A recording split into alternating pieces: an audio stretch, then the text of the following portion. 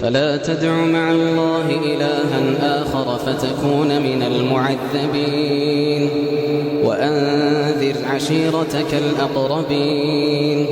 واخفض جناحك لمن اتبعك من المؤمنين فإن عصوك فقل إني بريء